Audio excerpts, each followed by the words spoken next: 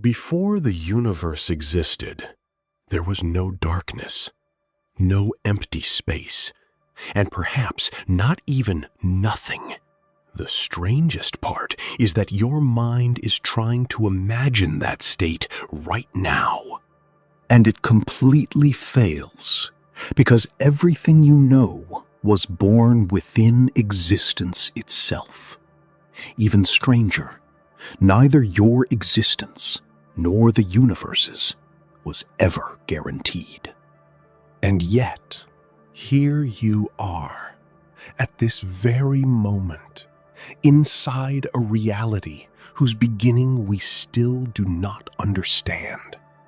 Perhaps that is the greatest mystery existence has ever known. Let me tell you something that almost no one tells you at the beginning.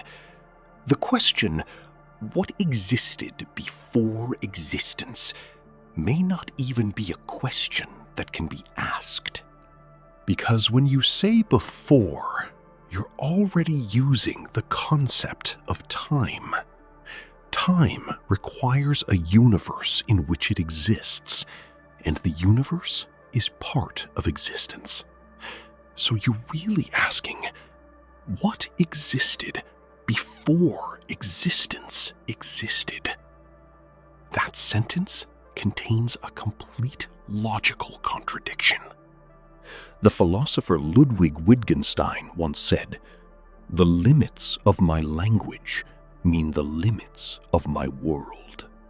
And now we are trying to understand something that may lie completely beyond both logic and thought. You are trapped. Your mind was created within existence. It operates according to the laws of existence. It thinks using concepts that belong to existence, and it cannot step outside of it, even in imagination. This is the first wall. The first possibility for what came before existence is absolute nothingness. And I don't mean empty space. Empty space exists. The quantum vacuum is filled with energy and virtual particles. No, I mean true nothingness. No space, no time, no laws of physics, no mathematics, no probabilities, no possibilities, not even the concept of absence itself, because absence requires a place where something can be absent. Now, I want you to imagine that. You try, and you fail. I know, because everything you imagine, darkness, emptiness, silence, already exists. You cannot imagine non-existence, because any image your mind creates is already something that exists. The philosopher David Hume argued that the mind cannot conceive of anything it has not experienced, or constructed from things it has experienced. And you have never experienced non-existence. No one has, because whoever experiences it does not exist. But here's something even more unsettling than nothingness itself. What if nothingness isn't stable? Quantum physics suggests that even the quantum vacuum is not perfectly still. Tiny fluctuations occur, and virtual particles can appear and disappear over extremely short timescales. It almost seems as though there is a deeper rule saying that perfect emptiness cannot remain perfectly empty. But what if the choice isn't simply between existence and non-existence? What if there is a third state? The physicist John Archibald Wheeler spent the final years of his life thinking about one question. What comes before geometry, not space, geometry itself, the very structure of reality. He arrived at what he called pre-geometry, a state where Euclidean geometry no longer applies. No angles, no distances, no directions. Yet it isn't empty space. It is something that cannot be described using our current concepts. Buddhist philosophy speaks of something similar, calling it shunyata, emptiness that is not truly empty. Hindu philosophy calls it nirguna Brahman, the absolute without attributes, without form, without even existence in the sense we understand it. What's even more puzzling is this. These physicists and philosophers from different cultures and different eras seem to be describing the same thing, something that exists and does not exist at the same time. And yet, there is no time that contains both states. Your mind rejects this, and that's natural. Your mind was built on binary logic, true or false, existing or not existing. But what came before geometry lies completely outside that logic.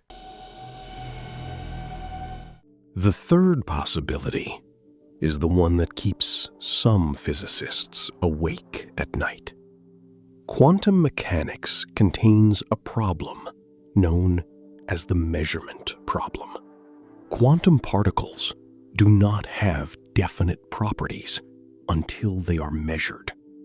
An electron does not have a definite position until it is measured. Before measurement, it exists in a superposition of possible states. This is not a metaphor. It is what the equations describe.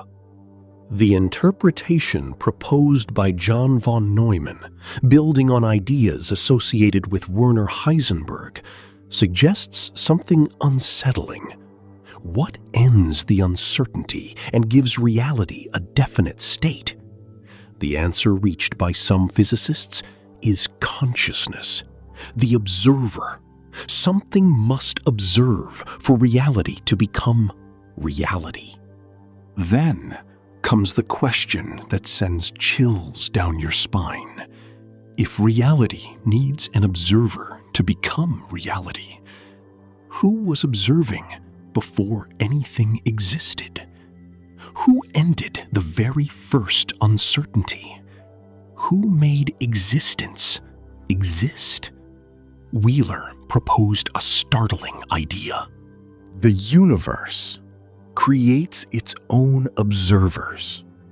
Human beings, consciousness itself, are necessary to complete the universe. We are not merely inside the universe. We are part of what makes it real. But that would mean the universe needed us in order to exist. And it also brought us into existence, a circle with no beginning. The fourth possibility removes the idea of a beginning entirely. The oscillating universe theory proposes that there was never a beginning. The universe exists in an eternal cycle. Bigbang, expansion, slowing down, contraction. Bigbang, expansion, slowing down, contraction, repeating forever in both directions. No beginning, no end, only an endless cycle. If that were true, this very moment, this exact moment, may have happened before. Not once, not 1,000 times, but an infinite number of times. And it may happen again, forever. You sat in this very place. You performed the same actions. You heard these same words. You felt these same emotions an infinite number of times before you were born, before this universe existed. The fifth possibility says that our universe is not the first, and it is not the only one. We may be just one of infinitely many universes, most of them dead. The theory of cosmic inflation suggests that our universe may be one of an enormous, perhaps even infinite, number of universes, each with its own laws and physical constants. Most of these universes die almost instantly. Their laws do not allow stable atoms to form, or stars, or chemistry, or life. They flash into existence and disappear in fractions of a second. Some may survive, but contain no consciousness. Nothing exists within them that knows they exist. An entire universe is born, lives, and dies without ever being observed, without ever knowing itself. Our universe, however, appears to have physical constants that allow matter, stars, planets, and life to exist with remarkable precision. What does that mean? Either something deliberately set those constants, or among infinitely many universes with random physical constants, some will contain life purely by chance, and we happen to be in one of them. We are not special. We are the result of a cosmic lottery, a lottery that has been drawn infinitely many times across infinitely many universes. And now, the part that concerns you personally. The probability of you existing is so incredibly small that it is almost impossible to imagine. Think about it. Every one of your ancestors, across nearly 4 billion years of life's history on Earth, every decision, every encounter, every reproduction, every cell division that happened in exactly the way it did. Change just one of those events, and you would never exist.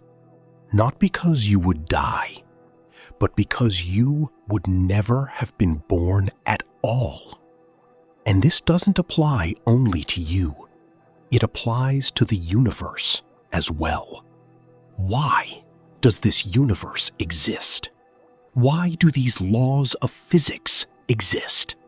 Why wasn't there simply nothing? Why does existence seem to choose itself over non-existence? There is no final answer. Because every answer assumes that something already exists. A cause, a law, a creator, or a probability. And that something would itself require an explanation.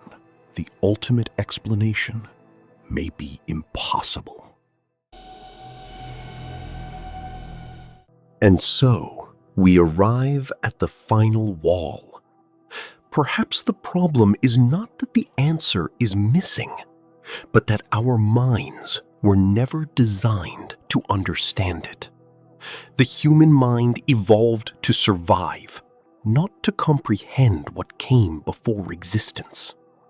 We think in terms of time, space, and causality, because those are the only tools we know.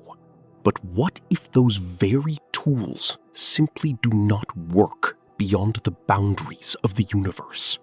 The German philosopher Immanuel Kant argued that the mind perceives reality only through its own lenses, and we cannot remove those lenses. We cannot see reality as it truly is. We see only what our minds allow us to see. The philosopher Colin McGinn suggested that some questions may be permanently closed to the human mind, no matter how far science advances. But in a universe that does not need us, in an existence that does not depend on our existence, in a moment that does not require our awareness, you are here. You hear, you feel, you wonder. This universe, this very universe with its astonishingly precise physical constants, at this particular moment, 13.8 billion years into its history, has produced something that asks about itself. Carl Sagan once said, "We are a way for the universe to know itself." Perhaps he did not realize he was describing an almost unimaginable statistical miracle. What came before existence may have been nothingness. It may have been a third state. It may have been consciousness without identity. It may have been an endless cycle. We do not know, and perhaps we never will. But we do know this. From that unknown came this universe. From this universe came Earth. From Earth came life. From life came consciousness. And from consciousness came a question asking about its own origin. And that is not an answer. It is stranger than any answer could ever be.